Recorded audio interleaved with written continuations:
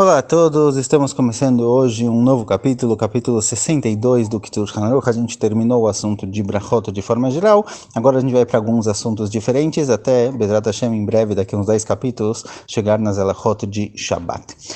Capítulo 62 fala de Ilhot Masau Matan, são os negócios do dia a dia. Até aqui, se a gente seguir o caminho do Kitur Hanukkah, a gente começou desde lá de manhã, na hora que a pessoa acorda, ele faz Netilat Yadayim, tudo que ele precisa fazer durante o amanhecer. Depois a gente começou a Tfilah de Shacharit, que a pessoa, como rezar, como não rezar, as partes diferentes da Tfilah, as Brachot, Kirat Shema, Amidah, Tachanun, etc. Depois que a pessoa acaba a Tfilah de Shacharit, geralmente ele senta para comer alguma coisa. Então a gente viu várias halachot de brachot, as brachot antes da alimentação, brachot depois da alimentação, e junto com isso brachot que vem diferente. E depois que a pessoa acabou de trabalhar, ele vai seguir o dia dele. Depois de seguir o dia dele, para onde ele vai? Geralmente ele vai para o trabalho. Então depois que a pessoa acabou de comer, depois que a pessoa acabou de comer o café da manhã, ele vai trabalhar. Então a gente tem algumas halachot ligadas a Masau Matan, a forma como a pessoa tem que trabalhar, o que é permitido, o que é proibido nas negociações, em transações comerciais. Depois a gente vai falar um pouco sobre Mincha e Arvit, que é o fim do dia. Depois que a pessoa trabalhou, ele tem Mincha e Arvit. E aí a gente basicamente acabou o ciclo diário da pessoa. Depois a gente vai seguir em frente para Shabbat e Hagim, ciclos semanais, mensais e anuais. Então eu falo que Kitur Hanukkah no capítulo 62, Alachá Aleph.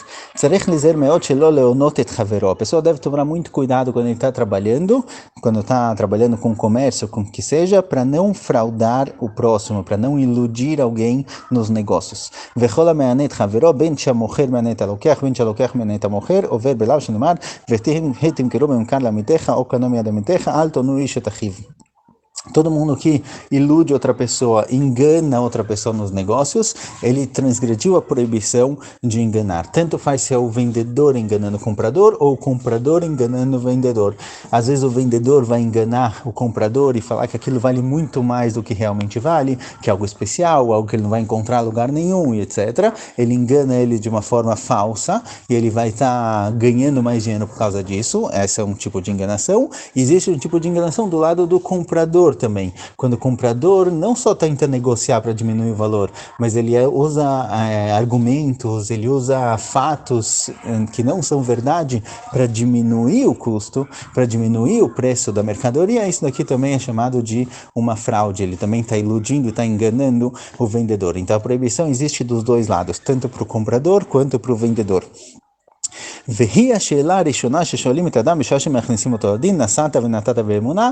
E agora a Gemara em Masechet Shabbat, assim traz Kitur Hanukkah, diz que essa é a primeira pergunta que perguntam para a pessoa quando ele chega lá em cima. Quando a pessoa chega lá em cima e vão começar o julgamento dele, vão perguntar o que ele fez, o que ele não fez na vida, a primeira coisa que perguntam é Nasata venatata beemunah. Será que você trabalhou? Será que você trabalhou no comércio, na mercadoria, no que seja, de forma correta, de forma direita? Ou você enganou pessoas? Ou seja, aqui a gente vê quem é a pessoa de verdade. Alguém que nos negócios, se ele engana ou se ele não engana os outros, se ele é uma pessoa direita e correta, a gente entende quem é essa pessoa de verdade. Por isso essa é a primeira pergunta feita para a pessoa quando ele chega lá em cima. הלכה ב' כשם שיש איסור הונאה במשא ומתן, כך יש איסור הונאה בשכירות, בקבלנות ובחילוף מטבעות. A proibição de onar, de fraudar, de iludir, de enganar alguém, é tanto em compra e venda, quanto com relação a terrenos, com relação a apartamentos, com relação a aluguel, etc. Não é somente para mercadorias que são passadas de mão em mão, mas sim também em qualquer outro tipo de transação, em qualquer outro tipo de negócio, troca de moedas, câmbio, etc. Tudo isso tem proibição de onar. Alachá Gimel, הנושא ונותן באמונה אינו חושש להונאה. Alguém que ele faz as coisas com emuná, de forma correta, de boa fé, ele não tem problema de onar. Ok, como ele faz então? Como a pessoa pode ter certeza que ele não vai estar enganando alguém, que ele não vai estar cobrando mais do que o valor real daquele objeto? Às vezes vai saber, às vezes eu consegui um bom negócio, comprei por uma coisa que valia 50, eu comprei por 10 e estou vendendo agora por muito mais. Como eu vou saber exatamente que eu estou enganando ou não estou enganando as pessoas? Então eu falo que estou falando da seguinte forma: A pessoa pode chegar e falar, olha, eu comprei essa mercadoria eu trouxe da China, eu trouxe essa mercadoria da onde for, e eu comprei por tal valor, eu quero vender por tal valor. Ou seja, você fala para a pessoa, porque aqui você está vendendo, mais ou menos qual é a sua margem de lucro. Não precisa realmente revelar todas as suas fontes, revelar o quanto você pagou, porque às vezes você pode acabar perdendo clientes por causa disso. Às vezes um ou outro ouviu que você conseguiu um lugar mais barato, vão acabar tentando descobrir a sua fonte, de onde você trouxe, de onde você não trouxe. Então a pessoa tem que tomar cuidado para não perder os clientes. Mas na hora que você fala de forma clara, olha, minha margem de lucro aqui é de 20, 30%, você fala mais ou menos quanto está se tratando, então com certeza está fazendo de boa fé, se não está enganando ninguém, não vai ter proibição de onar. אף על פי שהוא ניתן מלכתו, וכל נתנה אינו רשאי להונות אחרים בשביל זה, מכל מקום זה מותר, שהרי זה כי מפרש לו שלא לסמוך על שיווי המקח, אלא על הדמים שנתנו בידו. Porque mesmo que a pessoa, às vezes, pode ser que ele comprou errado. Pode ser que, por exemplo, ele comprou uma mercadoria que geralmente custa 20, ele pagou 50. E agora ele está vendendo isso por 60. O comprador que está pagando 60 vai descobrir depois, tem muita gente vendendo muito mais barato. Tem gente vendendo por 30.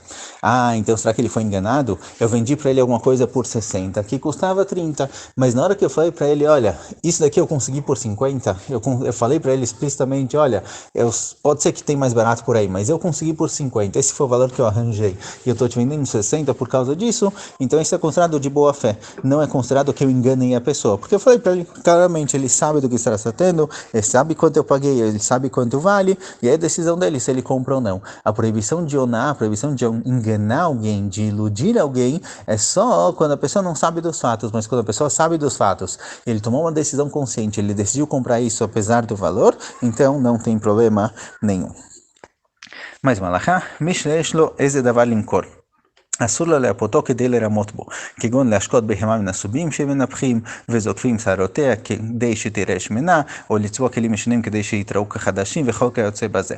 Alguém que vai vender um objeto, ele precisa vender alguma coisa, ele não pode embelezar o objeto para parecer melhor do que ele realmente é. Então ele traz aqui animais, às vezes para deixar o animal um pouco mais gordo, um pouco maior, sem realmente ter mais carne, só ficar um pouco inchado, eles davam água com farinha de trigo.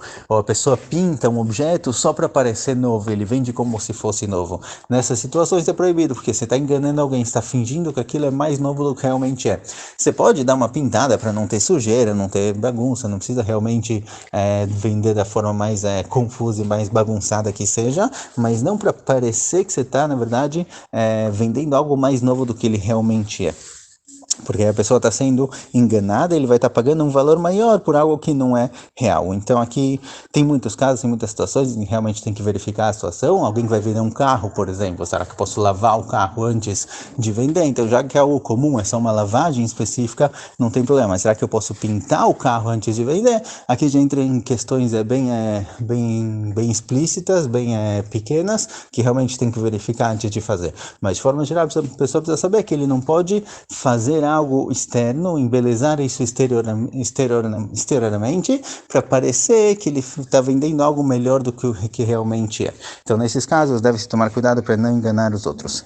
Só mais uma alahá ligada a isso. וכן אסור לערב מעט פירות רעים בהרבה פירות יפים, כדי למוכרם בחזקת יפים, או לערב משקה רע ביפה. ואם מעט המון ניכר, מותר לערב, כי הלוקח ירגיש. Também é proibido, ele traz aqui, misturar frutas boas com frutas ruins. Eu quero vender um cesto de frutas, eu coloco 80% de frutas boas, lá no meio bagunçado eu coloco umas frutas ruins, em que a pessoa não vai ver, não vai nem perceber e vai acabar levando para casa parte das frutas que são ruins. Então nesse caso é proibido porque eu estou escondendo, mas se é visível, se é reconhecível as frutas que tem lá, e todo mundo que compra olha a cesta e pode ver já de fora que tem boas e tem ruins, aqui nesse caso não tem problema.